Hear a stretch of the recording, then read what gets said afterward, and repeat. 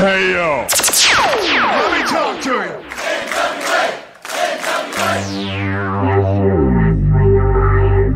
Ladies and gentlemen, welcome to the show.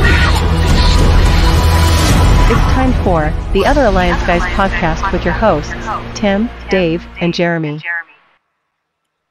Lights out, Guerrilla Radio. Turn that shit up because it's episode 18 of the Other Alliance Guys podcast, a presentation of alliance-wrestling.com, your number one source for news and information of the National Wrestling Alliance, United Wrestling Network, and various independents around the world.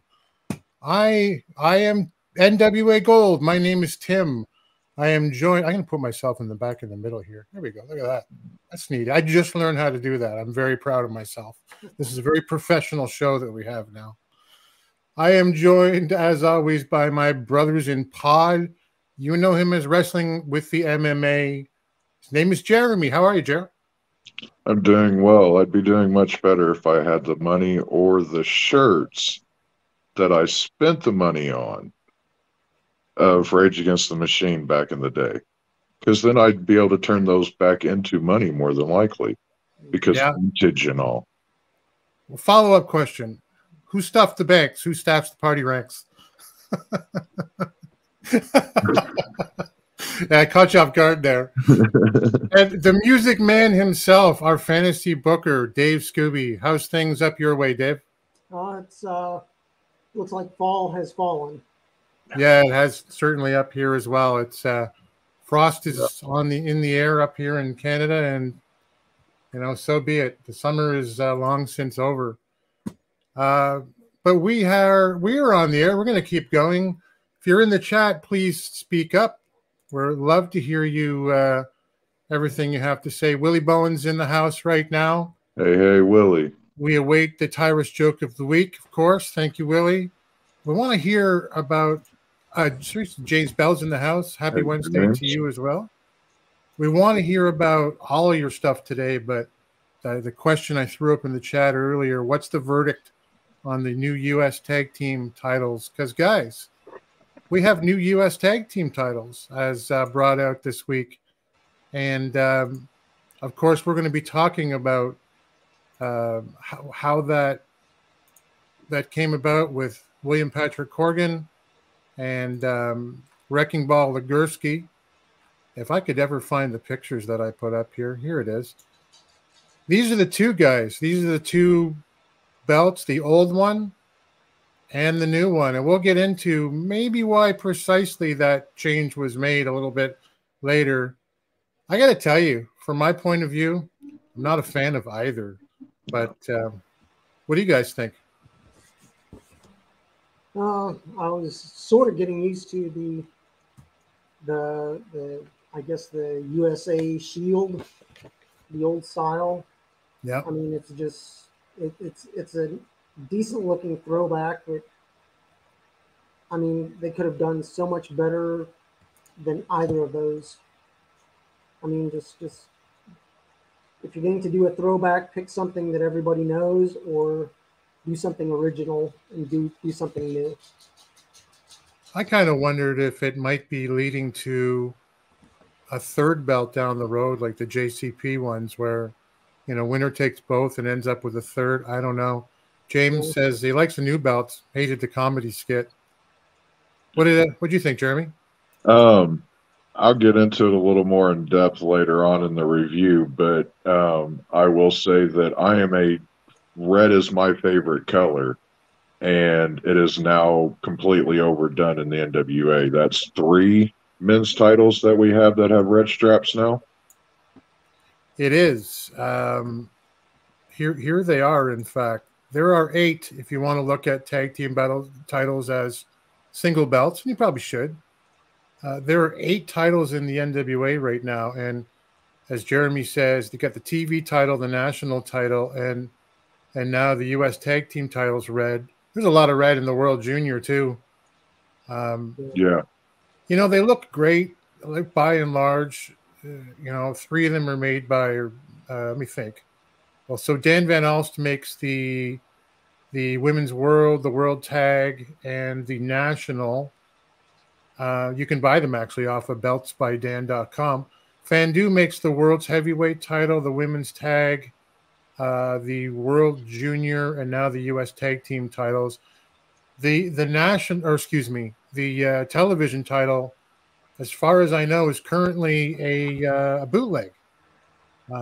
Dave Millican originally lent them one when they first brought it back, but my understanding is it's a re-leathered bootleg right now. So that's interesting on its own way. But you're right, man. There's a lot of red in the belts right now. But be that as it may, Jay wants us to know, for some reason, he's watching this in the bathroom.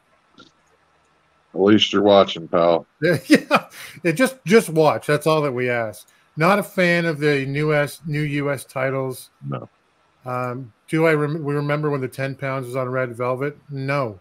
I was a small child at the time. But yes, I've seen it. It was a very short period of time when it originally was put on Red Velvet. It fell apart almost within that first year. Well, yeah, which is why they went to leather. But thanks everybody for being here. What we're going to touch on this episode is NWA USA for our deep dive.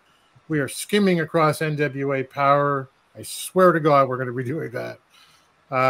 Jeremy's got UWN results, and our fantasy booker extraordinaire, Dave Scooby, wants to talk about if Nick Aldis stays with the NWA, should the British invasion reunite?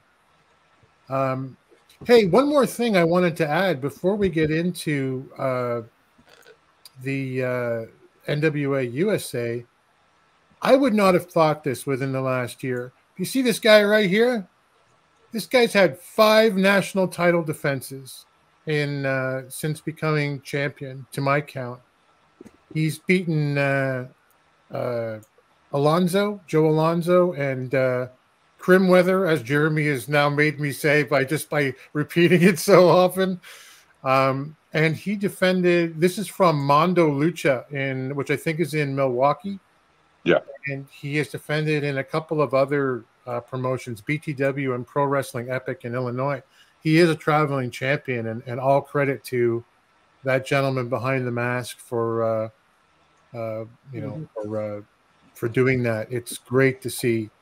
We need more of that in the NWA. And very vocal on social media as well. He is definitely pushing that title. So yeah, definitely kudos to him. Yeah, for sure. What do you say, guys? Let's get into NWA USA for this week. That's what we're here for. What we're here for. As we said in the last couple, is. Yeah, it is. I have that above my desk at work. I just point at it. Yep. Like we said in the last couple of weeks, sometimes we watch things so that you don't have to. Sacrifice. The sacrifice. Willie, I missed your Tyrus joke. Tyrus has a part-time job as a human trampoline for kids' backyard parties. Really? I hope that you never go to an event and bump into Tyrus. He probably knows you by now, Willie. I'll be looking for you. He mentions that Dak Draper will be the new national heavyweight champion. It's an interesting take. I wouldn't bet the house on it right now, but hey. It is the NWA. Yeah, absolutely. And when our champions are visible, 100%, yes. That's the way to go. So NWA USA for this past week, season 4, episode 7 from, I don't think it was the 22nd. I think I got that date wrong, but unless I got the wrong one up right now. I may have the wrong one up right now. This is a professional podcast, folks. Okay. Absolutely, unequivocally. There you go. Season 4, episode 7. The 29th. 29th. How did I get that wrong? Well, I lost my notes. Max the Impaler versus Natalia Markova and Taryn Terrell. Yeah, that sounds right. Yep. That's Cold Open, which is one of my favorite things about NWA USA, straight into the action. It is Max the Impaler with Gags the Gimp at ringside, versus Natalia Markova, who has been, lauded as one of your near the top talents in the women's division at the NWA, and Taryn Terrell, who has not been in a handicap match. So Max has the broken Queen Bee tiara that Gags wears during this match. If I can just say, hopefully not too creepily at this particular moment, Taryn Terrell looks amazing, as always. Neither of them want to start off against Max. So Max clubs them both with a double clothesline to start this match. And Natalia makes an immediate comeback. She's doing pretty well with some strikes and kicks. But Gags grabs her leg, and this lets Max really begin the assault. So she stomps and clobbers Markova, while Taryn avoids conflict altogether by going outside, crawling around the outside. When she does intervene on Natalia's behalf, Max just squashes her flat into the corner. I noticed it here that how Max is just completely over with this crowd. Yeah. Which I'm happy about because they are with me as well. So Markova basically goes it alone in this fest, and lots of kicks and strikes in this match as well, while Taryn hides. Her best offense, Natalia's, is a top second rope spinning DDT to finally get Max off her feet. Looked pretty good. Yeah. Natalia pulls Max up. Karen goes to the top rope to hit something. And just looking at Max, Taryn gets scared and goes, nope, I'm not doing it. And Max closed Natalia down. Shortly afterwards, Markova's tossed outside. And Taryn's in a spot where she's trying to get out of the ring. Gags is there and sticks his tongue in her ear. And then it's Max with the welcome to the wasteland and the pin. They end up, shattering the Queen Bee tiara a little bit further. And I don't know, the rift between Taryn and Markova has been played a really long time, guys. And Dave, I wonder if there might be a match between. I actually wrote this before I saw Power, but I thought there might be a match in the very near future between Taryn and Markova if there was finally a split between manager and wrestler here. But it looks like Max has a match against Markova at her own at Hard Times 3. Mm-hmm. What did you think of this match? Well, well, you gotta be Milkmaid Girl. Oh, I know. All I put down was the end protected Markova with the pinning of Taryn. That you're not expecting that much out of Taryn anymore. Granted, she is a former Knockouts champion, but now she's more in the managerial role, or I'll wrestle when I need to. When you guys need me, I'll wrestle, but it's not a full-time wrestling position that she's in. Right. Yeah. But, I mean, the 2-on-1, the handicap match, they're building Max back up, and with this voodoo casket match that they're doing, I'm just glad to see a couple more women being pushed and another match being added to Hard Times 3. I guess we'll talk about it as we get to it, but with Power this week, it was like, the transmission cuts out and it's, hey, I'm Father James Mitchell and I'm shoehorning in this match, for Hard Times 3. Like, what the heck? Jeremy, this particular match for me went on too long and you had the gimp spot, which I feel dirty just saying, but what did you think overall? The match was the match. It was a great Max match. Her against Max against two other wrestlers. that's how I want to see them booked. You know, as a true monster. The fact that the match was won technically with a wet willy completely overshadowed the fact that Max actually won the match, and completely pulled me out of it. After that, it was I was glad it was over immediately afterwards, because I was completely pulled out of it at that point. I kind of, when I turned it on, went, "Oh, Max versus Markova with Terran. That'll be good." And by the end, I was like, "Yeah, why did they do this?" Exactly. James Bell was like, "I feel like, thank you, sir. May I have another?" Watching NWA, ouch. But this is the kind of match that will make you think that. Jay, of course, is a big Taryn Terrell fan. We all know this. Yeah, I will. Is my wife around? I will fight you for her, Jay. No, she is. She was a very talented wrestler, and I say was because I haven't really seen her wrestle hard in a long time, and I wonder if it's an injury. She's an incredible personality outside the ring, though. Give me more Taryn Terrell. And that's something that I'll touch on later on. We've got some wrestlers that we get matches that accommodate their ability, right, quite a bit. So yeah. Media's here. Media M5, by the way, currently one of the only 2 people who have done the contest for the Bret Hart signed WHL Calgary Hitman puck that is being drawn in 2 weeks properly. Currently, Media M5 has a 50% chance of winning this. So if you guys don't get in there and just follow the 3-point instructions, it's almost assuredly going to be his or someone else's. But I digress, as I often do on this show.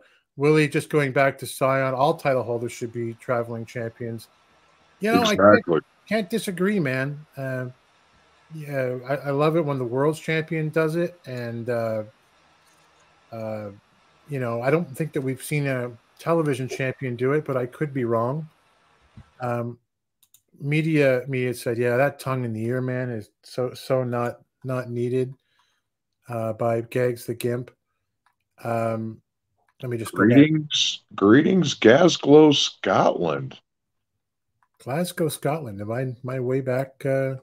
Ali Jack. We have an Ali Jack in the chat from Glasgow, Scotland. Oh, I don't see the comment, but there you go. Great.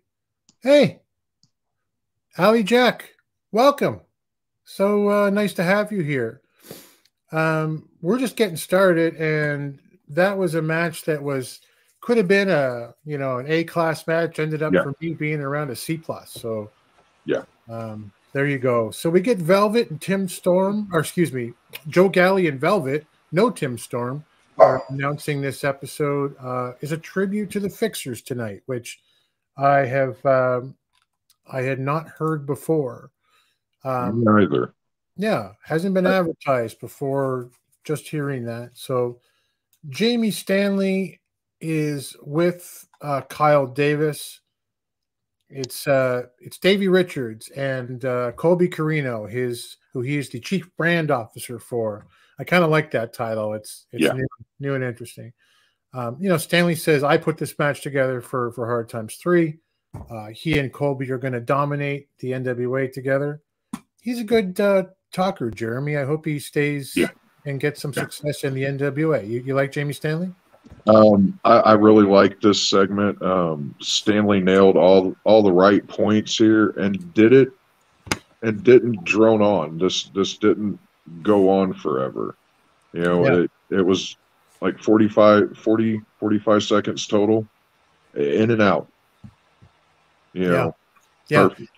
Exactly. Jamie Stanley is I guess we can't say untapped, because he gets his own segment, and he's managing Colby Carino right now. He looks like $1 million, and he sounds like one. What do you think of him, Dave? I have down good as a manager. He can talk. He gets to the point. but does Colby really need someone to talk for him? That if Yeah. they could find, I'm not even really sure who you could pair Jamie up with, but I mean, he's basically, he's quote unquote that dude. He's the smart ass. He knows it all. Yeah. But he can wrestle when needed. But right now, since El Rudo is no longer there and the Rude Dudes are no longer a tag team, Mhm. use his ability to talk to get someone over. Yeah, you know who we'll probably talk about it pretty briefly, but for me, the right manager for Colby Corino, and I hate to steal your fantasy booking title for a second here, Dave, but it's Ricky Morton.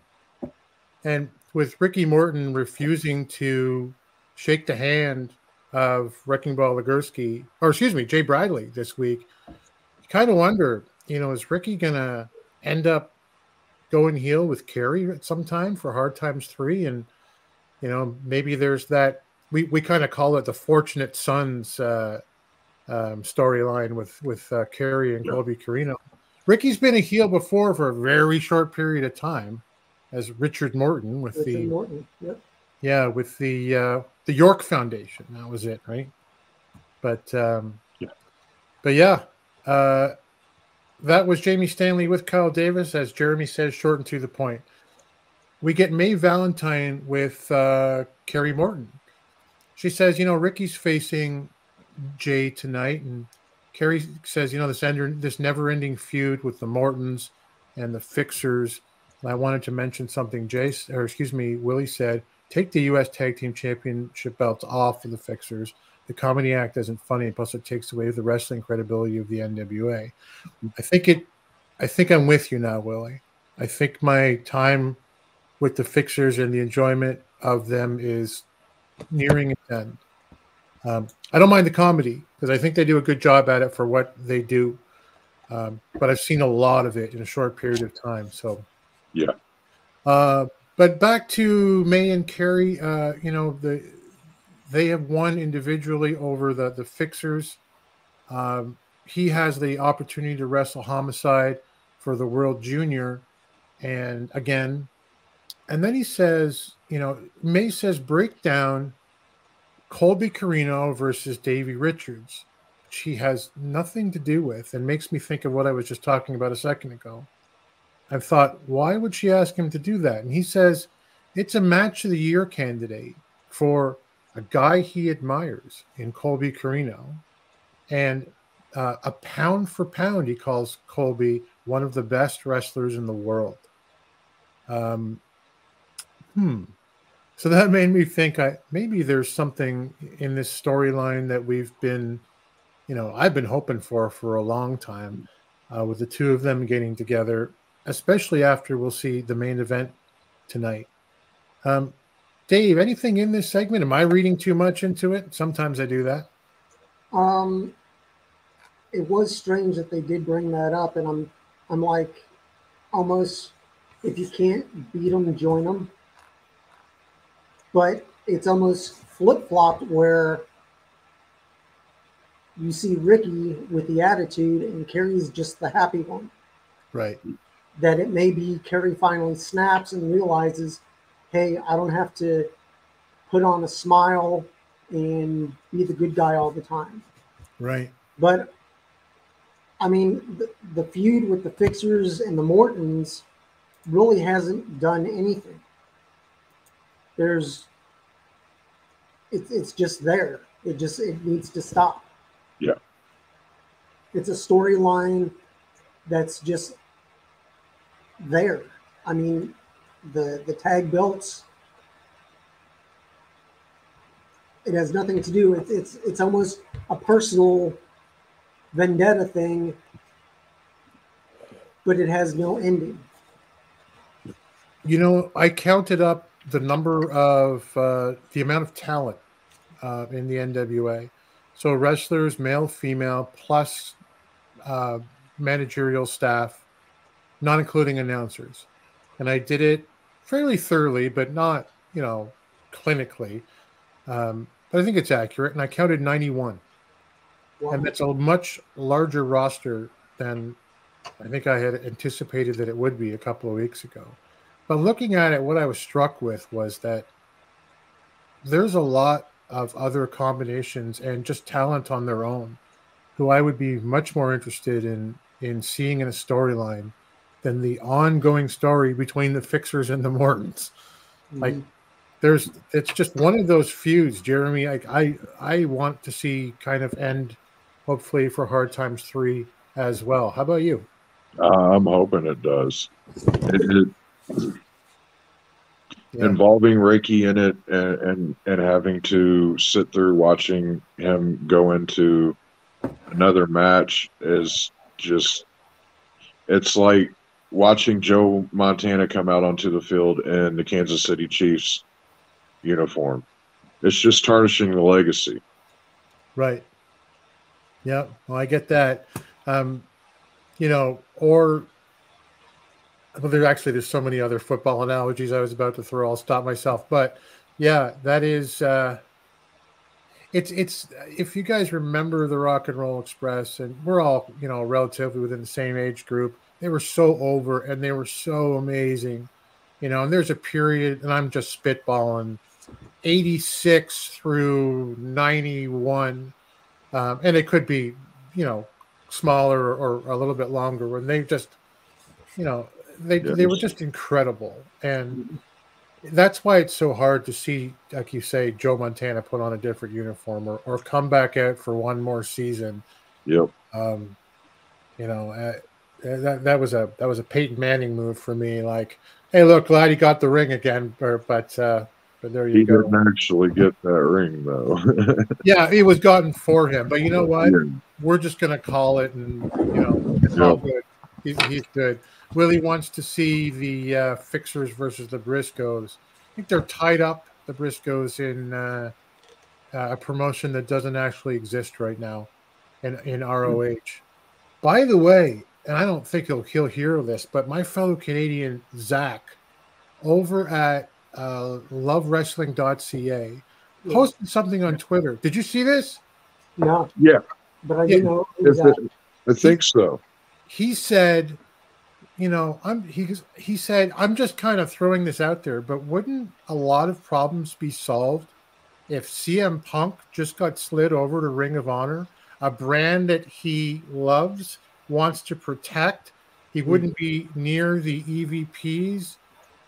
Isn't it the answer to all problems? And I said to him, like, I've never heard this before. And yes, it is. Why haven't they figured this one out yet? But maybe that's what all the scuttlebutt is about, the no compete thing. Maybe this is kind of a work shoot thing. I don't know. And it's still wrestling, I always keep my door at least a little cracked. Yeah. For those situations, I have to remember it is still wrestling and anything can happen. Yep, that's true. You know what? Hey, Bret Hart came back to the WWE after the screw job. Yep. So, anyway, where are we at? Oh boy, the strange Bedfellows match, everybody. It's Magic Jake Dumas. Dave's just like, nope, I'm out of here. Magic Jake Dumas with CJ, who was always the shining star of any segment that she's in, just by going, yeah. She does it so very well. And Magic Jake is with the Now in this strange Bedfellows 6-man tag match against the Ill-Begotten with Wrecking Ball Legursky. So this is a match where they just kind of put 4 different groups or forces together and sort of, get everybody in the ring. Yeah. Look, Jake starts off with a magic trick that is stupid and slapstick. It's very Family Guy, and look, I love Family Guy, but everyone knows that trick about, hey, look at this, right? And then, oh my God, they're together. And Wrecking Ball, really plays the I have some mental issues about, this is the most incredible thing that I've ever seen, but Let's get past that. The Ill Begotten Boys, they really worked Vic Delicious for a while. Lots of quick tags, but a low bridge by Colin with a top rope takes Alex Taylor outside, and the Now kind of take over. Lots of technical wrestling and innovative work in this match. The Now are fun to watch. Jake ends up getting some moves in, but he goes for that tombstone that he's been using and has put someone away with recently. And it gets reversed into a roll up by Taylor, and who hits this really nice backstabber. And you're seeing more and more of the backstabber recently in the NWA, and I kind of dig it. There's a hot tag, and Plunkett's on fire until the Now just shut him down completely. But he does manage to tag out to Legursky, who's really fresh on this apron. He's on the apron, really fresh in this match. He really clears house and sidesteps a super kick from Hale Collins into the face of Vic Delicious. There's a power slam on Delicious, and it's a 3 count, and it's over. Dave, what did you think of the most recent Strange Bedfellows match? It was an okay match, being that I mean they're going to do the hokey stuff with Jake and the almost the simpleton with Wrecking Ball, but I do like that they actually have tag teams that are in it, that it's not just, oh, it's a Strange Bedfellows trios match with 3 wrestlers that really have nothing in common. Right. You just need to get them on there. That there's actually 2 defined tag teams wrestling each other. Yeah. And I think it's setting up for down the line of possibly the Ill Begotten going after the U.S. tag belts, and Wrecking Ball being like, but we were friends. We were wrestling together. Why are you coming after me? Aren't you my friend anymore? It's a way to get the tag belts off of them, because, I mean, it was a feel-good moment when the Fixers won, but the Fixers don't need the belt. No, Right. no, they don't. Now, the Ill Begotten, I'm not saying they don't need the belt, but that would up their status in the NWA. Plus, they wrestle outside of the NWA. So if they go the route that Scion is, whenever they're wrestling in Kentucky or Tennessee, or just doing their weekend thing with Danny, if they are champions, it becomes a championship title match for them, thus upping the value of them and the NWA. So I'm hoping that down the line they're able to get those belts and go on a quote unquote weekend tour when they're not doing TV tapings. Yeah, that'd be great. Before I flip it to you, Jer, just going back in the chat, because it's nice and active today. It's awesome. Yeah, just the idea for Punk going to ROH again. Hey, that's Zach's over at lovewrestling.ca, and they're doing incredibly well with their they actually have a promotion as well as a podcast that I've been trying to have me on a couple of times. But yeah, we love that idea. Ali Jack loves it too. Willie says, you know, Punk and Tessa Blanchard, where they're welcome wherever they go. They're toxic. Yeah, hey, listen, maybe. Like Jeremy says, it's pro wrestling, and, you know, we never know 100% what's real and what isn't. Also, who would have thought that the large athletic professional athletes can be aggressive, right? Yeah. Yeah, if they're both toxic, if I'm running a promotion of my own, I would take either one of them in a heartbeat, even Tessa Blanchard right now. Just for that short-term, pop and maybe pay by appearance, and just for the publicity, good and bad, it's all business, right? Yep. Yeah, and Ali Jack said, CJ's hilarious, right? She's supposed to be there to help Magic Jake, and she hits the poses. I like the one a few weeks ago when like Jake was being choked on the rope, and CJ was just standing there doing her Vanna White impersonation. So, oh, here, yeah, we're waiting for the big money to come in before we run a promotion. Let's talk, Jay. We'll talk offline. Jeremy, this match, a strange bedfellows match. I can't myself get into these things too much, but maybe you enjoy it more than I do.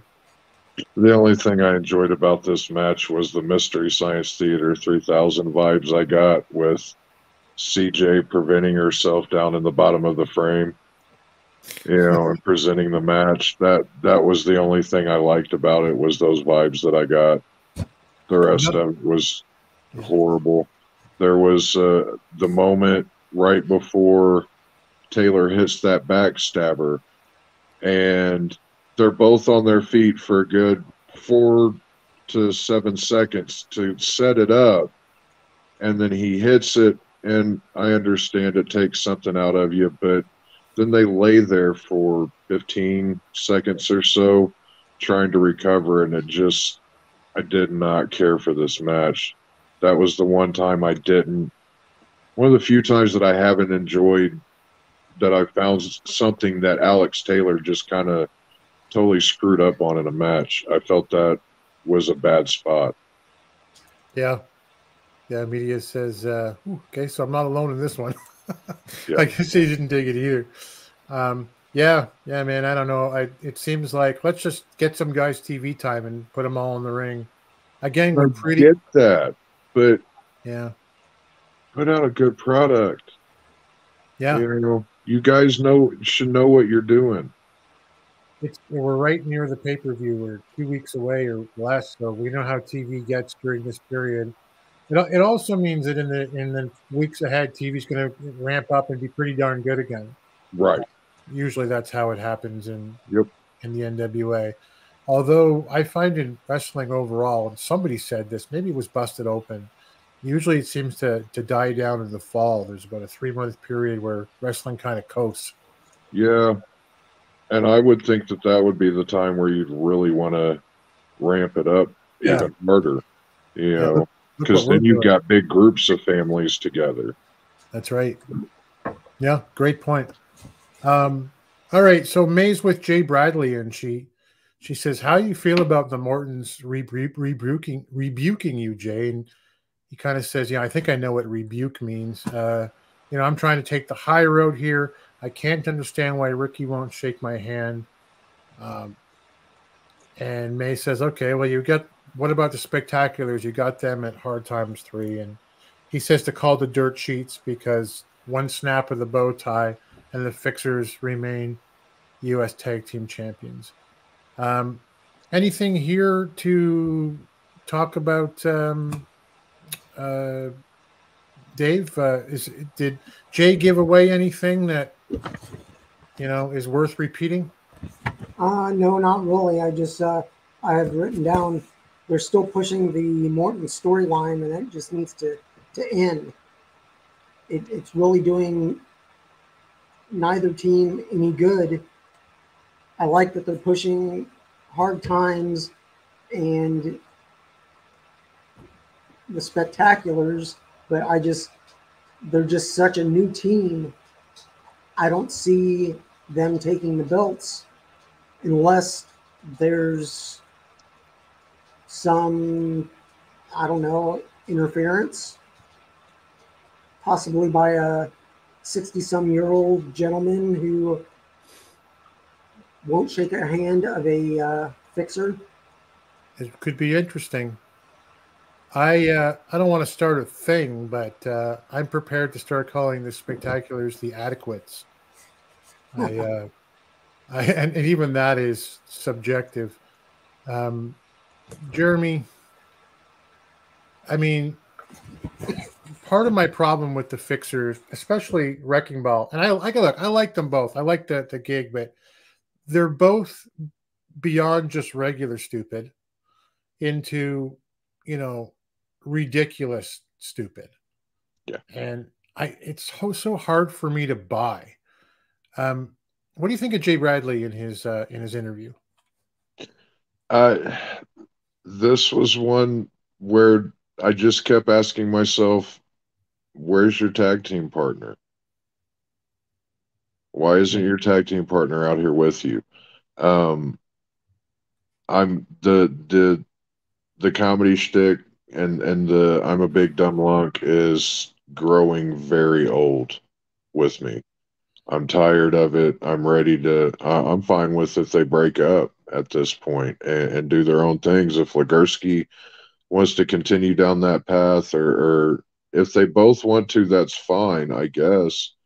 Right. I'm not the one booking, but I'm done with it. I'm tired of it. When I was Carlton is here. Hey, Carlton. He says take the belts off of the fixers as well. When I was a kid, I used to watch the Flintstones when I came home from school, and I always loved the episodes where they have like the bad guys would be chasing them, and there'd be a little guy with two giant goons in the background who were dumb, and I loved those things because those two guys were great in that role in the background, right? Yep. And I don't know, up front with the titles on him, I don't know that it's worked. Willie, the guests here with BTO are amazing. I don't know the DeFranco family, but I'm glad you love Canadian music. I am a Canadian, for those who aren't fully aware. I probably shoehorn that in every time we get on the show. If you haven't listened to the Tragically Hip, though, my friend, you got to get on that. That's a Canadian band. That's the modern day Rush. They're done now, but I heard about them through the guy that played on Trailer Park Boys. He's got a podcast with a musician. I can't remember the name of it, but they talk about him on there. They were, I don't want to get on the Tragically Hip, but for probably 20 years, they were probably the most Canadian band after Rush, before them. Yeah. And they were massive here and just not really known in the U.S. very far. But unfortunately, their lead singer ended up dying of a rare form of brain cancer. And they went on tour while he was dying. And they gave a nationally televised concert that he struggled through and did an amazing job and died shortly thereafter. And this entire country shut down that night. Wow. That's how big they were. Yeah. Anyway, I'm getting off topic to the topic at hand. Listen, guys, we get Stanley's Drill, okay, with somebody called the Milkmaid Girl. I have thrown out in our Discords, what did I miss about the Milkmaid Girl? That you can always tell when it's the dumpster fire of the week time when Jeremy closes his eyes. At first I thought, is this an Oktoberfest thing? And then they told me that it was a milkmaid and not a beer. I forget what the waitresses are called for German Oktoberfest, but she can only say yeah or no or sigh. Guys, I don't want to swear on the platform that Jay lets us use, but this is fucking stupid. Yeah. This is like the biggest waste of time that I have seen on this program in a long, long time. Dave, am I missing something around what is the Milkmaid Girl? What's the joke here? No clue. I mean, this is like the worst of the worst. I have no clue. I mean, I'm thinking, well, maybe it's a weird Billy thing. Maybe it's something to do with them going out on tour. So I'm like, Smashing Pumpkins. So I just typed in Smashing Pumpkins Milkmaid. Nothing came up. So I started looking through lyrics. I'm like, maybe it's a weird Milkmaid lyrics. Milk. Smashing Pumpkins. I really have no idea. I mean, my first thought was it was an Oktoberfest thing, and it was going to be for a couple weeks in October, and then it's gone. And really, it makes no sense. And it makes me question what the hell they're doing. Yeah. Somebody thought, let's make a segment out of this, and let's actually give her 4 lines to say to Jamie Stanley and waste 3 minutes of everyone's life. I don't know. Even Jamie Stanley said he was done with it. Yeah. You know, whenever the guy that the segment's built around is like, yeah, let's cut this because this is ridiculous. That should be telling you something. Yeah. You know, at some point we gotta make a video for this, like a 5-second dumpster fire of the week logo that just flashes up across our screen just for a moment and leaves. But boy, there is, even when stuff I don't like gags as a gimp. I like the guy who's behind the mask, and you know, let's not lose the talent. Let's change the gimmick. I hate how okay, let me say this positively first. With Rolando, there's something there, guys. There is something there. But when you put him winning, you know, and main event matches over and over, including, as he loves to tell us, twice over your world champion, it is dead to me. I can't take it anymore. But there's a Mikey Whipwreck moment for Rolando, but not a Mikey Whipwreck every time we see him in the ring. Right. And what happened to Mikey Whipwreck after his moment, right? He had his short run, and then that was it. That was it. And look, I can't, but this milkmaid girl thing, I've spent more time talking about it with you guys right now and with the chat. And yes, media, I do want a 5-second dumpster fire vid. Thank you. And this thing has, you know, deserves, and I'm going to move on, and let's please hope that they don't. Thank you for allowing it, Jave, allowing the cursing on this on the show. I curse like a sailor. I just try not to on here. Yeah. No, I get it. My mother's watching. Hi, Mom. Velvet After Dark should feature more ladies matches. I agree. Yeah, so does James. Yeah, make it. That would be a great spot for it. Professional wrestler, for God's sake. I mean, make it worth something. Yeah.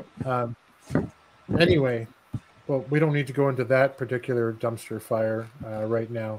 We get Kenzie Page versus Missa Kate. Kate out wrestles Kenzie at first, and she plays some games with noogies and going outside the ring, and there's a chop fest out there. Kenzie does this snap backbreaker move that's great, guys. It looked like, ooh, that's gonna hurt. By the way, is it Misa or Missa? Because the announcers don't even really seem to know. Your guess is as good as mine. I say Missa. Yeah, Missa Kate. Yeah, same here. I'm going to go with Galley over Velvet on this one. He seems like he's pretty on the ball. Eventually, there's a double clothesline knockdown after Kenzie dishes out a ton of punishment. They rise up slowly. They're exchanging blows back and forth. Missa really sends Kenzie face first into the middle turnbuckle. Looked great. There's a fisherman suplex by her and a kick out by Kenzie. And then Kenzie counters with this, what's called a cravat submission. We've never seen her use before. And Missa Kate's out right away. Like, she just taps, like, nope, done. And just before I flip it to you, Dave, what I thought I really liked in this match, other than I thought it was a decent match, was as soon as she locked it in, it was very UFC-like, where it was just, I can't get out of this. Out we go, you know. They're not going to take damage, right? Yeah. What did you think of this match, Dave? I wrote down it was a good match overall. And the quick tap out, I think, was to, I guess, protect her from being injured, being that she's going to be in a tag match for the belts in just a few weeks' time. Granted, the tapings took place a couple months ago, but storyline-wise, they're 2 weeks away from a pay-per-view. Yep. So rather than risk injury, tap out quickly, and I'm looking at maybe it's a possible title change that Pretty Empowered have held the belts.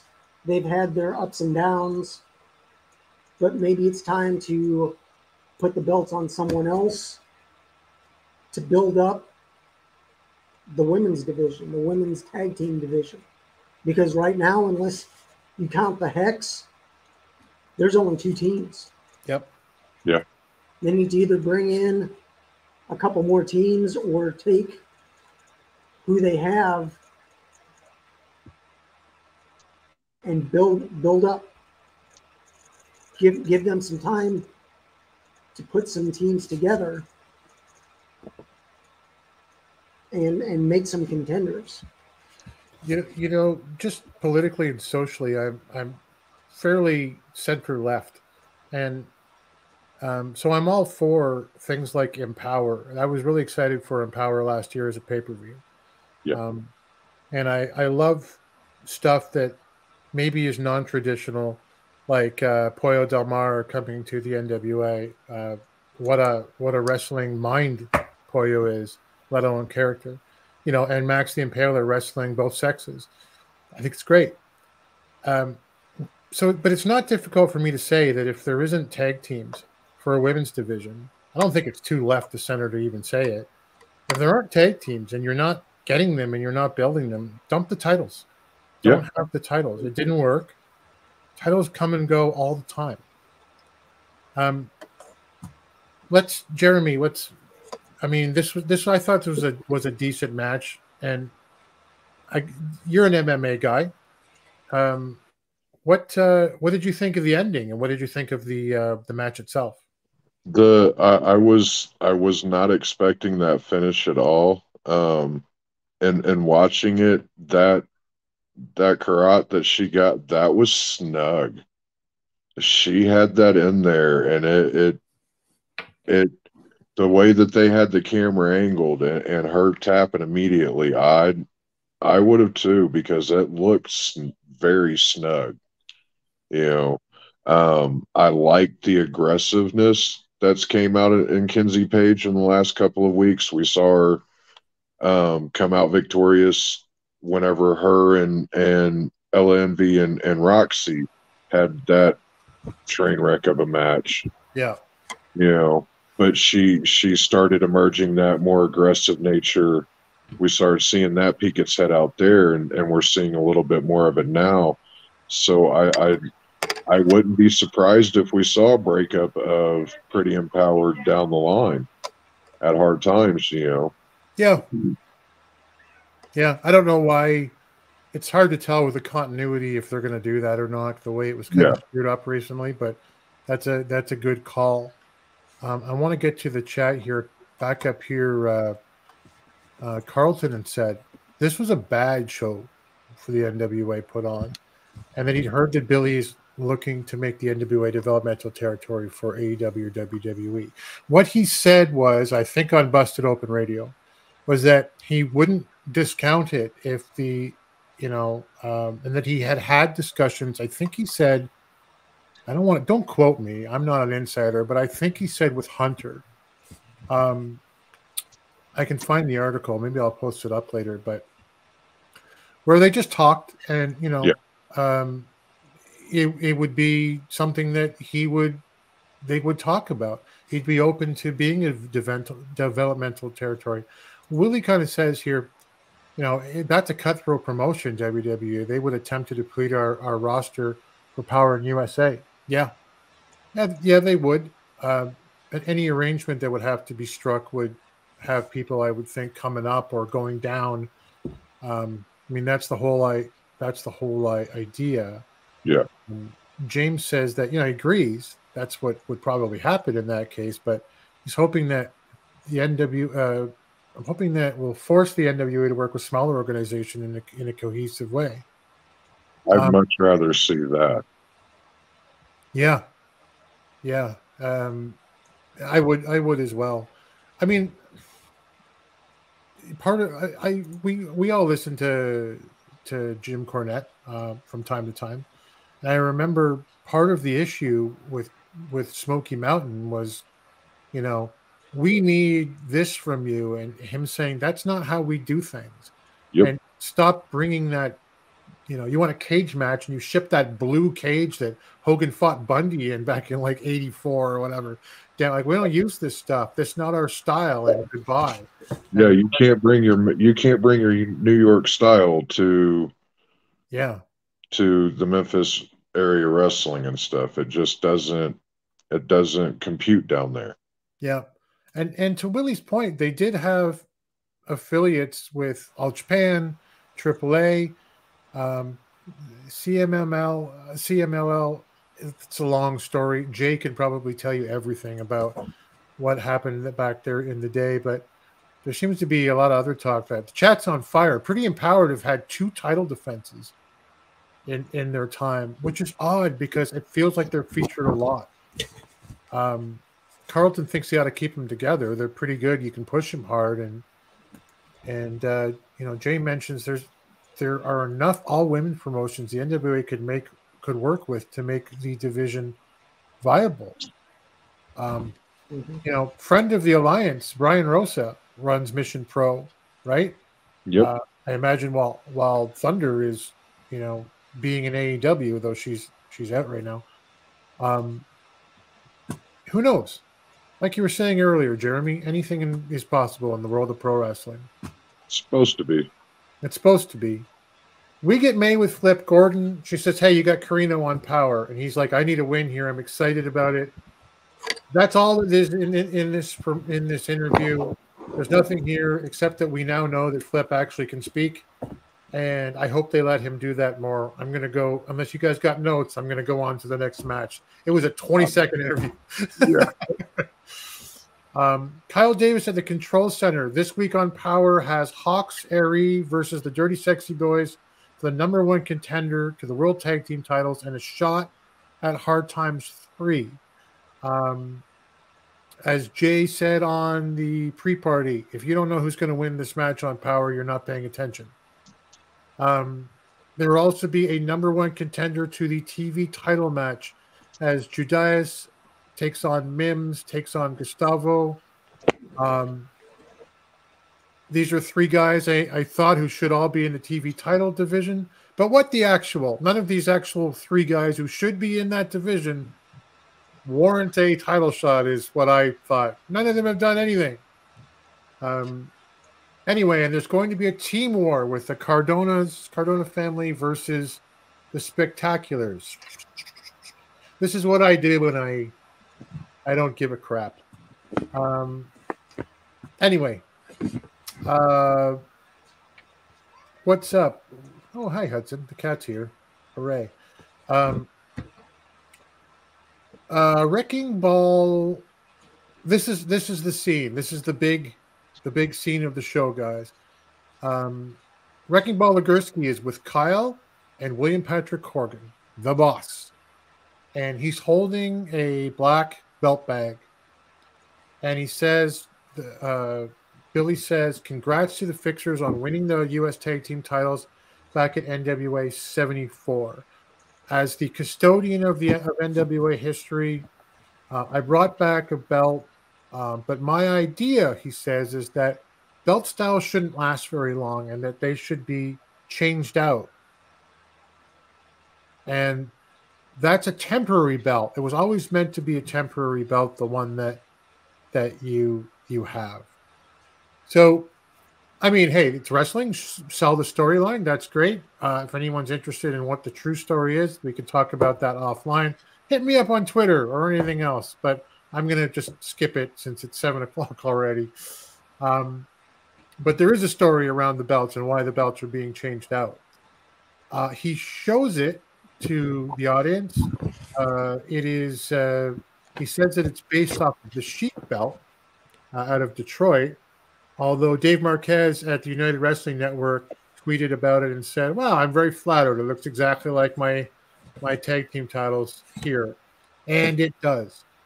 Except that, honestly, as a belt guy, Mr. Marquez, your belts are better for the World Tag Team titles. I actually, the UWN titles across the board, they're a thing of beauty.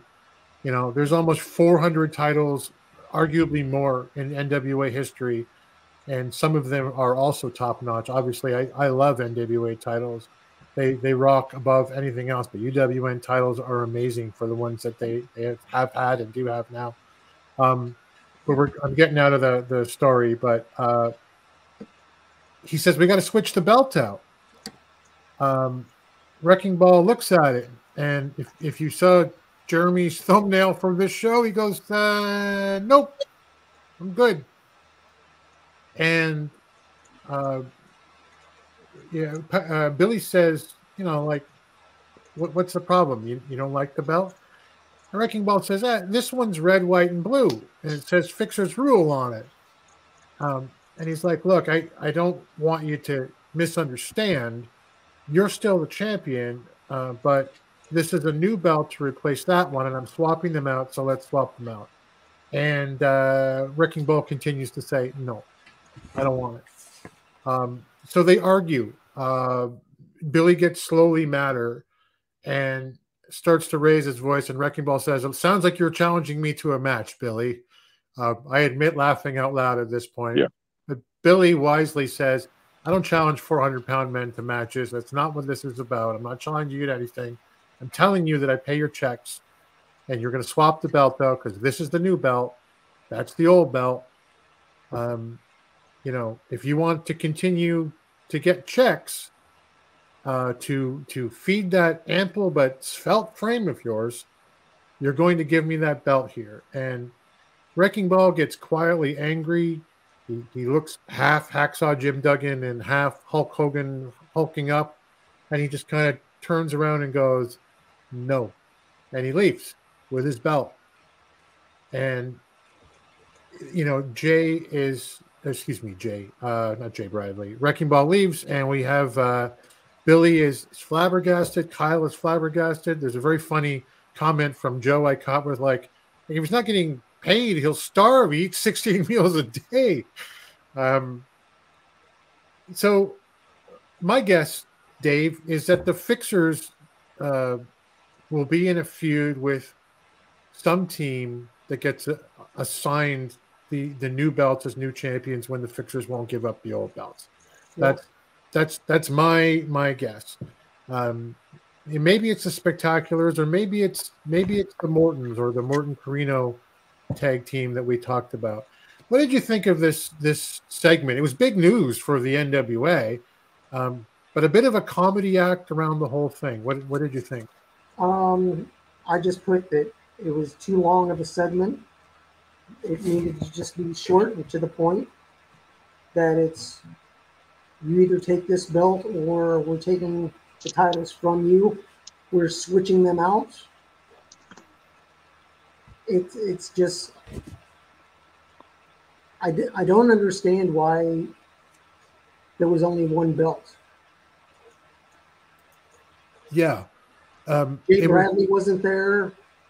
I don't know if it had to do with the taping schedule or how it was taped, but if you're going to present new belts, you should present them to the tag team, not one at a time. It was, amongst other things, it was suggested that maybe they only had time to make one. Yeah. It was the belts a few weeks ago. These belts were actually leaked online by someone associated with the NWA. And I kind of went, ugh. I hope he's wrong. Jeremy, I mean, you saw the belts earlier in the show. I'll just flash them up here over my ugly mug. There's the old ones on top. Actually, Dave, I think you took that picture on top. I think that's you sent me that one from Wrecking Ball holding it up. Yeah. And Yeah. and the new one on the bottom. Yeah, man. I don't like either, but I can't tell you which one I don't. Which one I like the most out of the two. I don't have an answer for you. What do you think, Jeremy? What do you think of the belt? What do you think of the segment? So for the segment, I liked how Billy's inner Carney came out right there at the beginning, and he made the statement, only a few people have seen this belt in private, implying that only the most important of important in the NWA have seen this belt up until this moment. And then they've been putting it over strong, implying that they loved it when they saw it, so you should as well when you see it. And the crowd followed suit. It was a great Carney trick there. He told you exactly what you were supposed to do, and the crowd did it. I didn't. I cringed. I didn't like it. I didn't like this segment. Whenever he handed it to, or whenever he demanded that Legursky took it, I wrote that my takeaway from Wrecking Ball's refusal to take it, I already have an ugly bootleg. Why hand it over for an NWA branded UWN knockoff? I'll wait and see if you go back to the drawing board. Yeah. You know what? Like I said earlier, maybe there's a third belt on the way. And if you're looking to appeal to the audience, like the guys like Jay who love the Red Strap TV title of old, I don't see how any belt that isn't the JCP U.S. Tag Team titles from the Midnight Express era are acceptable. Yep. But, I mean, my view's pretty narrow on the whole thing. I mean, the segment, to your point too, Dave, was just way too long. Like I said, they had an argument, but they kept arguing. But yes, but no, but yes, but no. But I was like, can we just... I was waiting for one to go no, and I was waiting for Billy to go no, and no, don't take it, and then Legursky to do the whole cartoon bit, okay, and take it, and then Billy snatched the other one off of his shoulder. Yeah, rabbit season, duck season, right? Yeah, gotcha. Yeah, wow. Let's see what the chat has to say. It was made to be. If it was made to be a temp, that should have been said. It wasn't made to be a temp. Yeah. That was the other thing. Yeah, it's a championship wrestling from Florida design. It's a Levy knockoff. They didn't get permission to do it from Kevin Rhodes, who owns the plates. DKM's talked about it actually on the original one. So that's the story. And he should have just owned that. To me, he should have just owned that. I screwed up. I like this belt design, but I didn't go through all the proper channels to make sure that I could use it. Yeah, I mean, he could have said, "How much do I owe you, Kevin?" And done it that way. But at the very least, again, we don't know what happened behind the scenes, but at the very least, he corrected it. Yeah, and this is Fandu who made these belts. So, I mean, I don't know. I guess we'll see where this goes. Carlton says those new belts look better on the Spectacular, so they can keep them warm for the Country Gentlemen. Sure. Okay. Yeah. I mean, like who you like, as I always say. I'm not a Country Gentleman guy, but AJ Kazana's growing on me a little bit. So, James said earlier, this makes Corgan, this segment, look like an incompetent leader. Mm-hmm. He's a rock star, has performed in front of millions of people, like tens of thousands at a time. And in that studio setting, sometimes it doesn't come across like I feel like the presentation should by a guy who's got that experience, but all power to him. And we can only hope that we improve as time goes along. Carlton said it does make Billy look bad here with that segment. He should have made the new belt serious. I think The impression I get is that he is serious, and Yeah. you know, to your point, Jeremy, like the crowd went along. It was like, I based this off of the Sheik's Detroit belt, and the people went, "Oh, the Sheik's Detroit belt." The Sheik's Detroit belt looked great. Yeah.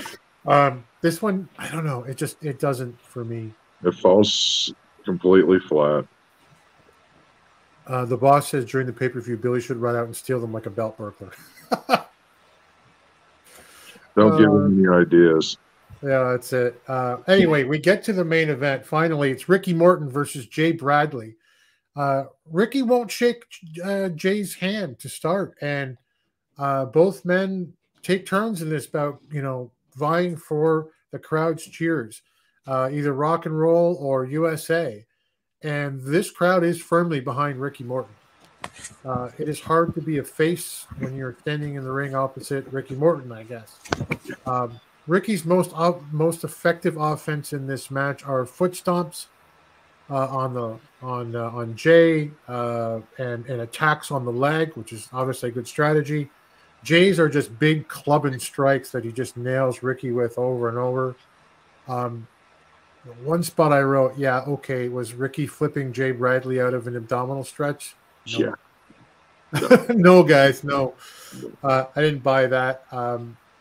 There is a power slam by Bradley and a surprise 3 count to end this. Like, oh, it's over. The crowd boos. They boo Jay Bradley here when he wins cleanly. Ricky won't shake his hand after. And again, from before, this makes me wonder if there's an actual heel turn for Ricky Morton ahead. And, you know, maybe Kerry and given Kerry's comments about how he thinks Carino is one of the best, maybe he helps guide them towards the U.S. Tag Team titles. What do you think? What do you think of my effort at fantasy booking that one, Dave? What do you think of the match? Well, it just needs to end. The storyline, to me, things need to make sense or have a conclusion to them. This does neither. It's just, oh, well, my dad wrestled you and I wrestled you and then you wrestled my dad and this and this. It just, storyline wise, it does not make sense. Mm-hmm. So just finish it. Just let it be over. Yeah, just it's like you're on a train and you need to get off at the next exit. Yep. You don't have to go the whole trip. Get off at the next exit. Find a way to get out of that situation you're in or that train you're on. So the next exit, just find a way to wrap this story up, whether it be a heel turn, a face turn, somebody run interference. Something needs to happen so this story doesn't continue. I gather one of the biggest problems is just that taping schedule. It's all in the can 4 or 5 days after the next pay-per-view, and they don't have any other content like to drop it, right? Yeah. Like, there have been plenty of times growing up in a WWE town where, you know, where's that storyline? And they just went, we're not doing it anymore. What'd you think of this match, Jeremy? Joe, one of the last comments that Joe made about the match was, Joe said Ricky is fed up and ready to go. And I wrote that I'm fed up seeing him in the ring and I'm ready for him to go behind the camera. Right.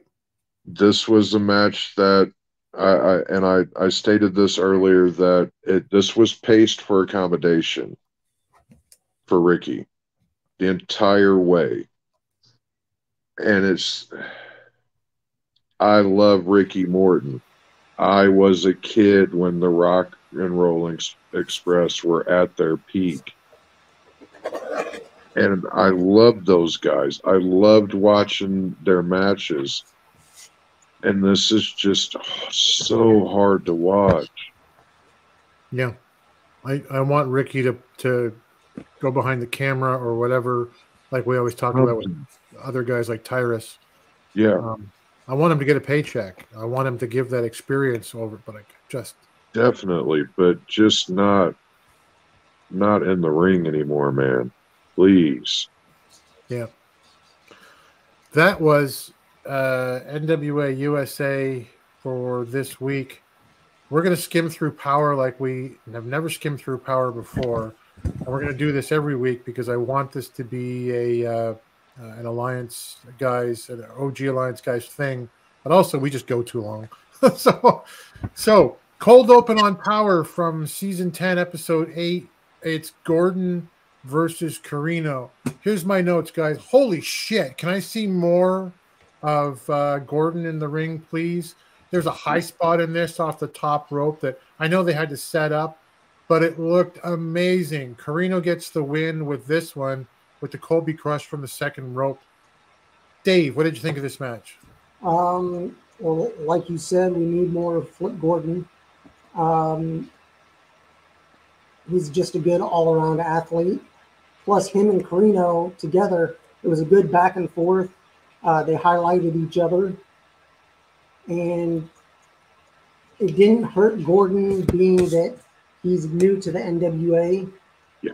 Plus, Aldis is, quote-unquote, acting as a mentor towards him. Right. But Colby needed to have this win if he's going into hard times. Yeah. I don't see him taking the MLW open weight belt from Davey Richards. No. It'll be a good match, and I'm not really sure if Steve Corino had any. I know he was in MLW at one time, but I don't know if he and Davey Richards ever crossed paths in the ring. So it was good to see Colby win this match and going in strong into the pay-per-view. And if they tell a story of like sins of the father put upon the son, if it's an MLW title he's going after to prove that he's better than his father. But I did like this match. It just showed that Corino went that extra step to win by any means necessary, whereas Gordon wasn't willing to win by any means necessary. Take a shortcut here and there if need be, but win any way you can. I want more matches like this match, like Yep. in this promotion. It was great. It was great for the NWA. That's like it was a really good, solid match with good wrestlers. Kyle Davis is with Chris Silvio and Jax Dane. I say that in that order because Silvio does all the talking and presents Twitter evidence from 2017 that Mayweather's wife tried to seduce Jax Dane. Moving on. May is with Tyrus. He says he got to get 74 out of his head in his loss. His prediction is pain for the match ahead. He's going to team with Trevor Murdoch next week and in a match. And he repeats almost exactly what Murdoch said the week before about, how Murdoch will punch you in the face, but Cardona will stab you in the back. And he has a respect, even though he's going to destroy Murdoch at 75. So that actually made me kind of go, all right, that's interesting. We then go to the next match. This one's for you, Jeremy. You got DSB, the Dirty Sexy Boys, versus Hawksery in a number one contender match for the World Tag Team titles. I thought this was good wrestling. PJ out-wrestled JTG in a series of pin attempts and just gets one. They're rolling on each other back for a 2 count. Holy shit, he got a 3 count. What did you, no surprise in the ending. They're Louisiana boys, and that's where Hard Times 3 is going. What did you think of the match? It was a good, solid match. Good tag team action back and forth. Anytime that PJ gets into the ring, he surprises me. And that roll up just out of nowhere that he got was, yeah, that pin that he got was good, and it was the right move, I feel. Yeah, I agree. It is actually PJ's 24th birthday today, I believe. So happy birthday, PJ. Well, happy birthday. Willie Bowen likes the Von Erichs. Yeah, I think they're over in MLW. But they kind of live in that area, so I'm pretty sure they're where they want to be. Yeah. May Valentine's with Rolando. He had been growing on me, but like I say, I've had enough of him in the spotlight. He basically says he wants the 10 pounds of gold. Okay. Kyle Davis is in the control center, and then somehow James Mitchell hijacks the feed, which was weird. He basically says, Natalia Markova, you're afraid of the dark and your dead babushka grandmother in a casket. So there's a voodoo casket match that I'm shoehorning in for Hard Times 3. See you there. So that match is set up now. Okay. Question Mac versus Question Mock, as we like to say. Oh my God, I used the dumpster fire of the week too early. It is a Mongrovian karate exhibition, Dave. We learned that there will be a mask versus mask match at Hard Times 3. So thank God this might be over at that point. Rodney Mack does some Karate Kid, wax on, wax off, crane kick kind of garbage. The other guy is terrible. And then Aaron attacks the Question Mark 2, and Gags the Gimp makes the save. Sal Renaro comes out, Father James, and they beat up Gags. They punish him. All I'm going to say is that if I throw it over to you is, like Jake Albert said the other night, as Adam Pearce used to have on a T-shirt, who booked this shit? What do you think, Dave? Basically, for the Mongrovian Question Mark and Question Mock, overall, it was just stupid. It just needs to end. That if they're having a mask match, you're dumb if you don't know that Rodney Mack is Question Mark. You don't need to know who Question Mark 2 is. You just need to know that, hey, Rodney's done this. He needs to quit it. They're being wasted in this angle. Aaron is being wasted. Rodney as a talent is being wasted. If this is the best that they can find for Aaron to do, he doesn't need to be with the NWA. I hate to say that. But I mean, then having Sal and Gags fight at the end, having Gags come out for Question Mark 2. I don't know if they're going to start a masked tag team, but it seems like the Miserably Faithful are possibly either breaking up or kicking Gags out. Who knows what they're thinking, but I mean, it just, overall, everything that happened in this segment needs to just go away. It would have been acceptable to me if the Ill Begotten Boys had gotten Gags out of that group, right? Mm-hmm. Because of all the reasons we know, and we don't talk about who's under the mask because we're cool that way. Yeah. But that's not what happened. So here we are. Maze with Kylan King. She's serious. She wants to be taken seriously. She wants the Burke. Quick in and out. That's it. She reminds you that she's here. Media agrees with you, Dave, by the way. Make it stop, right? We then get Team War, the Cardonas versus the Spectaculars. Dr. Tom's at the announce table, getting tried out there again. There are hip swivels in this match that suck. I'm trying to skim through it, but a lot happened. So you've got the Freemans, Rolando and Rush with Brady versus VSK and Mike Knox and who am I forgetting? Brian Myers. Brian Myers, thank you. I always forget Brian Myers, the most forgettable wrestler in the NWA. So basically what happens in this is that Rush Freeman and Brady Pierce are both eliminated first, and the story is Rolando Freeman has to face the entire Cardona family himself. Matt's on the outside, and those three guys we just mentioned are there. He's facing alone. He takes a massive beating throughout the all of this match. But he tosses VSK. You can go over the top rope, and you're eliminated in the style of Team War match. He has he pinned Brian Myers.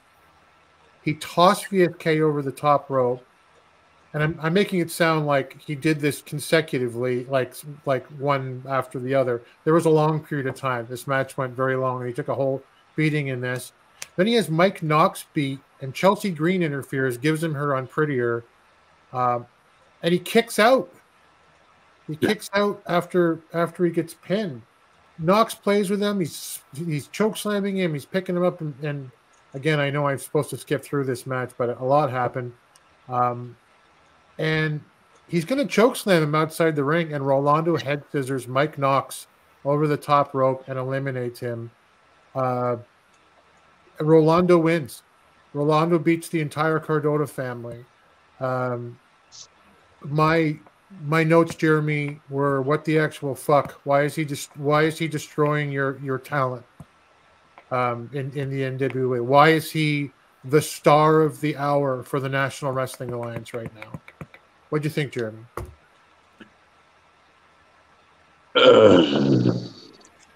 Should I get the banner ready? Yeah. No, this would have been okay if we had seen them absolutely decimate him week after week, member after member, just continuing to run roughshod over him and just destroy him. And now he's got backup out there, and they're able to help him out without helping him out and winning these 3 consecutive back-to-back matches. This would have been a great Mikey Whipwreck moment for him. Right. Going back to that. Instead, he's basically ran roughshod on them and continues to do so. And I'm just not here for that. Yeah. How much of this do we have to see? I'm done with the Rolando deal now. I look again, like I said, there's something there as like the little tough guy. Yeah. Like, I'm gonna fight you. He gets pie-faced a bunch of times, and then he causes his team to win somehow by interfering or whatever, right? Like there's something you can use there, and there's something fun about him, talking to Tyrus like he did last week. Yeah. But the way he should be treated is the way that Tyrus treated him. Tyrus looked like he was actually going to break his neck. It was serious looking. Yeah. I'm just so tired with this. That wasn't the main event, though. The main event is a television title #1 contender match between Gustavo Judias and Mims. Again, 3 TV title-worthy guys. For me, none of whom deserve to be in this match currently. Dave, Mims pins Gustavo to get the first shot at the TV title after Hard Times 3. What do you think that means? Hopefully a push for Mims, but you still have he's the #1 contender. But then you also look back, Jay Spade also won a match. So are they going to have a match the night after at Revolution Rumble to see who the actual true #1 contender is? I really don't know. I mean, I think they're booking too much too soon for a belt that doesn't even have a champion. And I mean, when you look at the match, I mean, I didn't expect Gustavo to win. If Judais won, that's great. But he tried getting back in the match, and Father James Mitchell stopped him from getting in to break up the pin. So either they're going to push him again or possibly come up with a new tag team. Who knows? But I mean, Father Mitchell held him back from getting back in to break up the tag. So he actually caused his man not to win. Right. So who knows where the story's going. I hope they put some thought into storylines coming out of the pay-per-view. Yeah, I honestly don't like this normally, but I wouldn't mind if it's like, your new TV champions, AJ Kazana. The next night, oh my God, Jay Spade has taken the TV title. We go back to the next episode of Power. Mims has taken the title from Spade, and then oh my God, Jordan Clearwater is your new TV champion. Like, if it were to jump from people for a little while, I wouldn't hate that. Yeah. I would normally, but I think the Tyrus having owned it for so long makes me feel that way. Lou Thez is here. Hey Lou, good to see you, buddy. Media says NWA creating Rolando is their version of how AEW had Marco Stunt. Not good for others, 3 times his size. Yep. For the others, 3 times his size. Should be used as Spike Dudley with upsets over bigger people. Yeah. Spike Dudley powers over Rolando too. Yeah. Anyway, that was Power this week. More details tomorrow on the original Alliance Guys, podcast with JDK and Jaden. And we'll go now then to our roving intrepid reporter, Jeremy, reporting on the UWN Championship Wrestling from Memphis and Hollywood. We'll start off with Memphis Wrestling, episode 88, the Halloween Spooktacular. We get the Skimmerhorns, Brad Skimmerhorn and Uncle Mikey versus the Hot Shots with Coach Klein. The Skimmerhorns pick up the win, but there seems to be something upsetting Brad Skimmerhorn. So stay tuned for further developments there. He wasn't too happy after the match or before the match, for that matter. The LA Hustlers came out towards the end of that match and distracted Coach Klein and one half of the Hot Shots to allow the Skimmerhorns to overcome the numbers game in that. So sure that we'll probably see something down the line between the Hustlers and the Hot Shots as well. Then we get a vignette of Mads Cruel Kruger, and he comes out and he's dragging a coffin behind him. He leaves it right in front of the announce desk and then tells Dustin Starr that he promises that by the end of the night, someone will be closed in there. We then go to Gio Savage and Cassandra Golden versus Jennifer Justice and Precious. Golden pins Justice after hitting a clean Death Valley driver. That was a good match. The Memphis Wrestling doesn't ascribe to male, female only in the ring, so there was a little bit of intergender going on there. If that interests you, a little odd there at times with Precious. If you're not too familiar with Precious, he's kind of a Gold Dusty character. So then we get Dustin Starr with the Hollywood Clique and a returning from suspension Hollywood Jimmy Blaylock. The Clique is coming for Ray Sanders and Derek the King. Then we get Matt Williams versus Ray Collins. While Money Mark distracted the ref, Big Jack delivered a knee to Ray Collins' face, and Matt Williams steals the 3 with the roll-up. We then go to our main event, which was Gangrel versus Warwolf, making his debut. This is another Ricky Morton situation match where it was just uncomfortable to watch. A lot of accommodations were made in this match. Luckily, Mads Kruger comes out and interrupts, and between him and Gangrel, they proceed to attack Warwolf, and then Warwolf, as promised, Kruger closes the casket on him to end the show. Not a bad show overall, but just that last match was rough to watch. Was it? Yeah. Yeah. Look up how old Gangrel is now. I love the guy. Great charisma, and he still goes out there and wants to deliver and everything, but it's hard to watch, man. Hey, I want to play another down of football, just one. But Yeah. I'm not walking on for the Eagles, and that's why they're 7-0 right now, buddy. Yeah. We then go to Championship Wrestling from Hollywood. We open the show with Candy Girl versus Vipress. Vipress gets a win via submission in an impressive return to the UWN. I'm looking to see more from her in the future.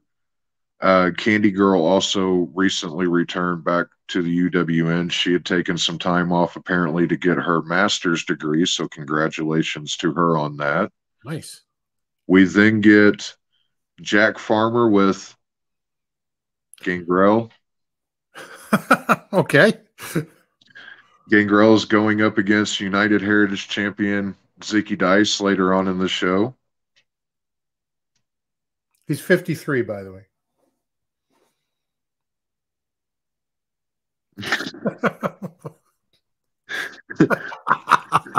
I love you, Gangrel. I do, bro. I love Gangrel. He's so awesome. He lives that gimmick, but man. Yep. We then go to Jack Farmer with Bad Dude Tito, one half of the Wolf Zaddies. We get a little pectoral dancing going on there, as the Wolf Zaddies so love to do. Tito's going up against the modern day Spartan Jordan Cruz next week. Ooh. For the United Wrestling Network TV Championship. So stay tuned next week for that one. Okay. We then get EJ Sparks versus the other half of the Wolf Zaddies, Che Cabrera. More pectoral dancing goes on throughout, but Sparks shocks the crowd. See what I did there? By countering into a roll-up for the 3. Further continuing his build towards the upcoming Red Carpet Rumble that the UWN has coming up shortly. So it was a very good match between those two, and I love EJ Sparks. That guy he's so inventive in the ring and so much fun to watch, and it was one half of the Wolf Zaddies. Those guys are great as well. Yeah, they are. But like I said, a surprising upset. I was completely caught off guard with that one. I was happy with that. We then get Johnny LaQuasto, and he has come out to address the attack on James Kincaid last week by Jack Banning. Banning has been suspended for a month, and if he interferes in any institution matches between that time, he will be suspended for the remainder of 2022. James Kincaid is at home recovering, for anyone that may be wanting to send him well wishes on social medias. We then go to a match with 2 members of the institution, Hunter Freeman and Brendan Devine, with Jack Banning and Honest John versus Steve Candy. God, I love saying that. This was my match of the show for me, because I'm a little bit biased towards Beef Candy. They are part of one-fourth of my Mount Rushmore of wrestling right now with Reno Scum, Midnight Heat, and FTR. So, but it was great tag action. Divine and Freeman hit the frontal lobotomy on Richie Slade for the win. With Honest John preventing Flex McCallion from being able to get in to break up the pin. So another loss for Beef Candy. We then go to Jeremy McPeak with the Embassy. Prince Nana is not happy with the booking decisions that have been made without his approval, alluding to the choice to put Invictus Cash and Jordan Clearwater into a tag match with Ray Jazz and the great Willie Mack. Clearwater says it doesn't matter because the only thing the people remember is and still. Right.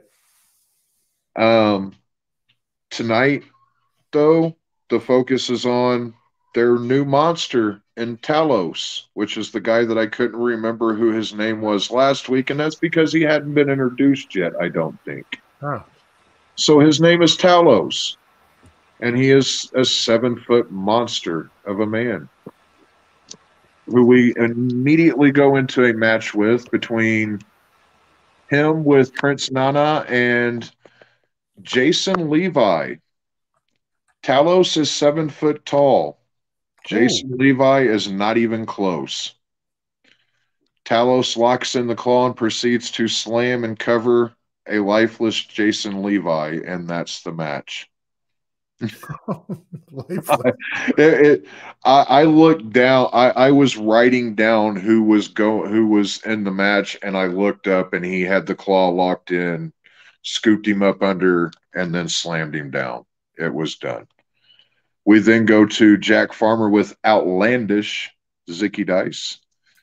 There will be no blood because his face is television, and no immortal freak is going to take away the Heritage Championship from him. He's had it a while. He's had it for over 150 plus days. We then go to a match with Levi Shapiro and Howdy Price and Rob Shit, and I'm going to refer to him as that even if UWN does not, because I love that name, and he looks like he robs shit. So, what do they call him in UWN? Nothing yet. He's a former production guy. Like I said in the Discord, if it's PG, can we just be Rob Poo? If they call him that, I will refer to him as that because that popped me when I saw that. That's fine, yeah. And Levi is going up against El Primo Henio Tribeca. This was another great match that you guys should go back and watch. Levi wins it with a roll up, and then Rob Shit looks to get involved. He has to be held back and told he still has a lot to learn. So more developments on that in the coming weeks. We then go to our main event match for the United Heritage Championship.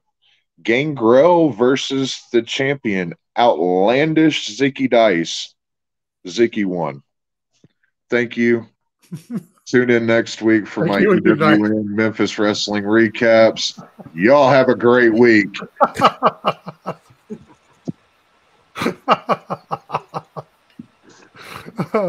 It's awesome. To Lou's point, Lou says he loves the reviews, man. Like the love for this horse shit comes through. Thank you, Lou. Thank you. Hey, this is from media. Jeremy, do you know what's the quality of video between the last two, the past two Memphis vids? Was it maybe it was due to vacation? Location, excuse me. I don't know. I'll go back and rewatch them because it's Memphis. I'll go back and rewatch them all the time. But Yeah, I'll go back and check that out. Is it better or has it gotten lower grade? My eyesight's not all that great, so I know that they've had issues here and there with their audio from time to time, but they seem to have gotten that worked out now. Right. The media said the event was only to sell tickets to Gangrel and had him falling asleep. So Yeah, that's his. yeah. Yeah. And I guess it's shit, as in Schitt's Creek, the TV show, I guess. Okay. There you go. That's great. Thank you so much, sir. Appreciate it. We will. I got to get rid of that dumpster fire thing. Everyone's going to think I hated your review. I didn't. I love it. But we're going to move over to Dave here, our fantasy booker. And speaking of shit, Dave, you're amazing at this shit. And I some of the stuff that Dave talks about seems to come to pass. I might have you start wearing a pillow on your head, like the great Karnak, like yeah. Maybe you could have an envelope, and then that's right. You could tell us, So the topic of the hour: if Nick Aldis stays with the NWA, and I'm sure you'll talk about the contract in a second, should the British invasion unite? Take it away. Well, first off, I was thinking Doug Williams comes over to the United States every time there's a taping. Now, if the NWA is paying for it, that has to cost them quite a bit, plus hotel and whatever he's getting paid. If they do tapings in Nashville, Nick lives right outside of Nashville, and I'm sure he'd be willing to have his former tag team partners stay with him to save some money. But who knows what the NWA is actually spending on bringing Doug Williams over. Doug is 50 or 51 years old, is still in great shape, but now that Davey Boy Smith Jr. is gone, he doesn't have a partner. Mm-hmm. The reason he was brought in was the British invasion was going to reform. Then they decided to, I guess, push Aldis again. Break glass, insert Aldis into. Right. He's our safety. Now, Nick Aldis signed a contract in January of this year, a 1-year extension, to be a talent and / producer for the NWA. So therefore his contract may end in January of 23. Not sure about his relationship with Billy, if it was true, which people are saying that they had problems, and then they made it into a storyline. If they did, they didn't follow through very well. Right. Besides the Odinson storyline that he has with Flip Gordon, Nick really hasn't been seen a lot on NWA programming at all. He's been taking a lot of outside bookings. He possibly could reform the British invasion with Doug if they're willing to bring Doug back for that. The NWA at this time is really short on tag teams to go after La Rebellion. Plus the history of the Commonwealth Connection, which was Davey Boy and Doug, they lost the titles to La Rebellion, their previous champions. So if Doug does come back,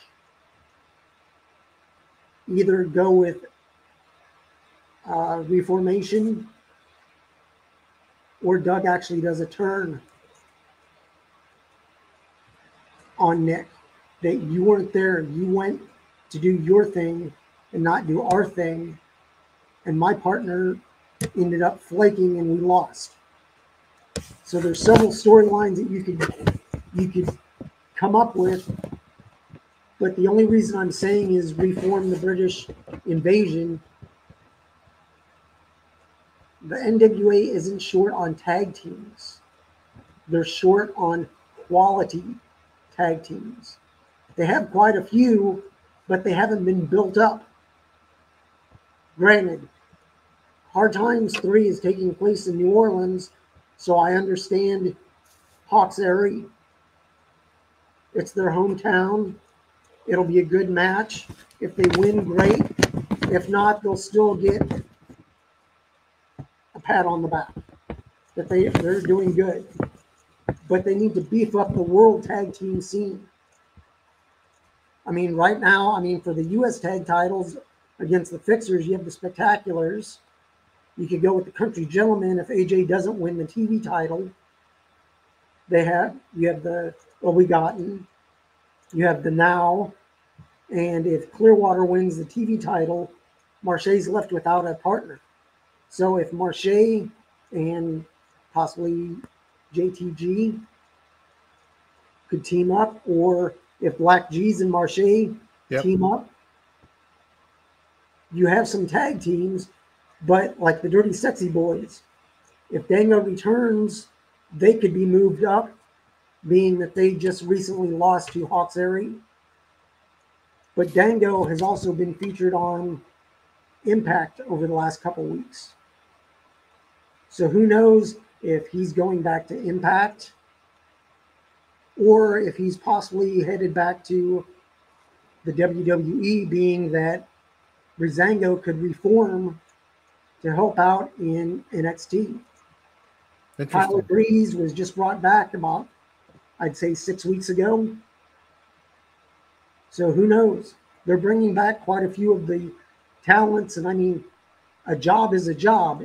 If you work for NXT, you're there once a week. If they do touring, you're there maybe 2 or 3 times a week. But he is a well-known wrestler that could be brought back. If he stays with the NWA, that's cool.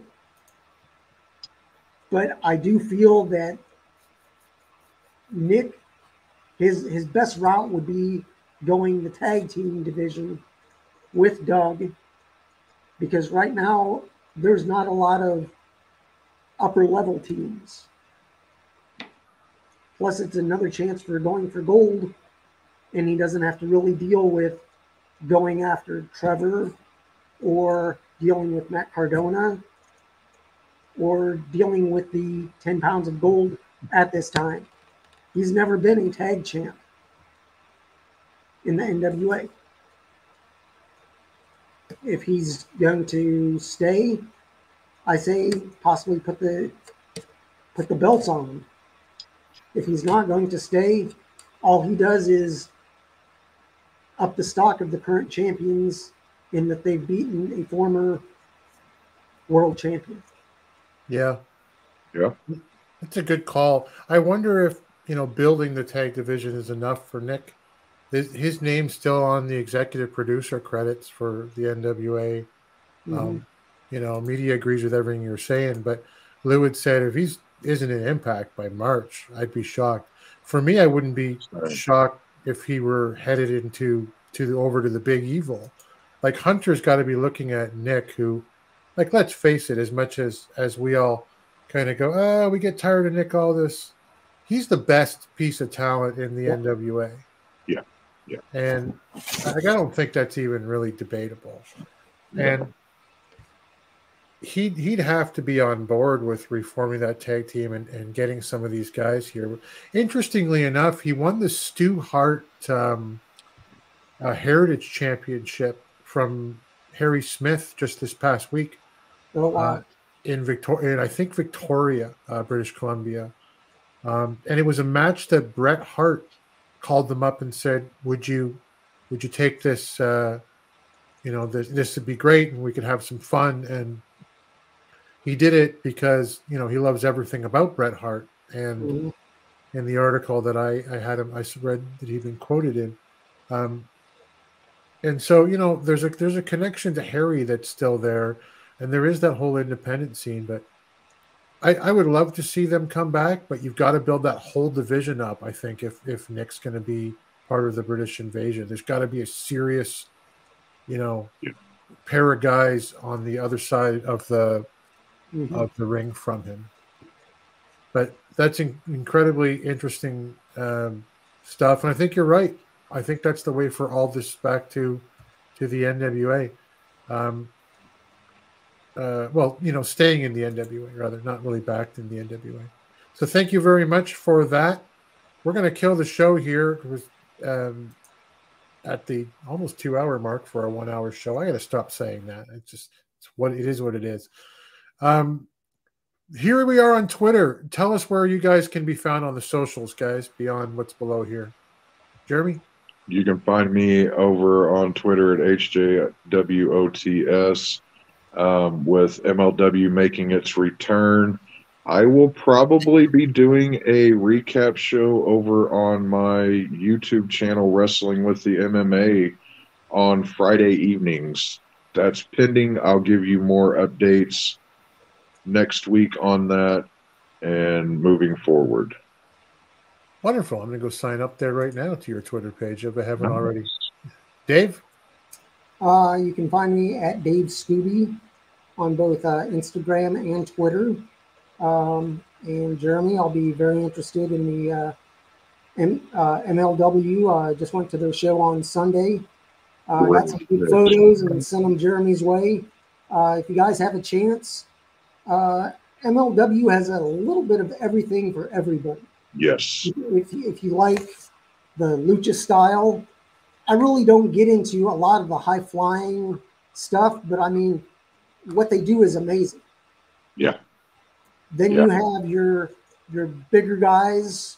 You have some cruiserweight styles. I mean, it's just to me, it's I won't say the best of the best. It's a hodgepodge. Yeah. It's a little bit of everything. It's a buffet. It's a little bit of everything, every style of wrestling, and styles make fights. If you want to see an aggressive if you want to see what Roman Reigns could really be, go watch MLW and see the Samoan Werewolf. Oh, yeah. Jacob Fatu. Yes, Coolest guy ever. Yep. Yeah. So, and plus they got Hammerstone. Hammerstone's great. They got Davey Richards. They got Willie Max coming in. There's something for, like Dave said, something for everybody. It is a hodgepodge of great wrestling. Yeah, Jacob Fatu built like a Samoan and moves like Flip Gordon. Yes, really. He's rubbery and Yeah. he's authentic, and boy, what a talent they've got locked up there. So good on them. I want to point out that Jeremy's always looking for good interviews. He's getting into that game. So hit him up on Twitter if you're a talent or I guess staff as well, Jeremy, or in the wrestling business. Yeah, I'll take a cameraman if you want to talk. I don't. At this point, I'm not picky. I've never done one before, so it's all a learning experience for me. Do you follow Hibon Huerta from NWA on Twitter? So he's a photographer. I don't know. I'll have to look. Yeah, go look him up. He's amazingly approachable and cool. Lots of cool photos as well. Cool. And Dave has pitched in recent weeks, if you have some fantasy booking or other things you want to talk about on that front, you can hit Dave up at his Twitter handle as well. You want to add anything on that, Dave? I'm not sure. I think next week we'll look at what some of the ramifications coming out of Hard Times may be. Right. Yeah, we'll look in fantasy book what could happen, and then we'll see what does happen. Yeah, and at some point down the road, we got to talk about what if, like you were saying last week, right? Yep. What if Flair hadn't come out of that plane crash and made his, return, whatever it might be. other great stuff. Every Thursday night, Alliance-Wrestling.com presents the Alliance Guys podcast, the original, the A-Team, the best. J-Cal, DKM, and Jaden bring you the Alliance Guys, hashtag the Alliance Guys podcast, and hashtag for all of us, we are the Alliance. That's us and you guys. They're on Thursdays, 8 p.m., 5 p.m. Pacific. And the one that started it all, actually, I don't know that to be true, but certainly the one I consider the flagship, Tuesdays at 5 p.m. Eastern, 2 p.m. Pacific. It's the hour before Power, the pre-party with J-Cal. He's on his own where he kind of free forms for about 30 or 45 minutes on that and then runs through Power, the show that's you're about to hear, that night. Thank you in the chat. Thank you, media. Thank you, everybody who tuned in. James, really appreciate you guys. And we will end up seeing you next week as I try to get to, you know what? I'm trying to pause to try to get to the video that plays at the end, but it has to stop somewhere. It has to stop sometime. What better place than here? What better time than now? Thanks for joining the stream. This has been a presentation of Alliance-Wrestling.com. We genuinely appreciate your support. Would you consider subscribing so you'll never miss a future episode?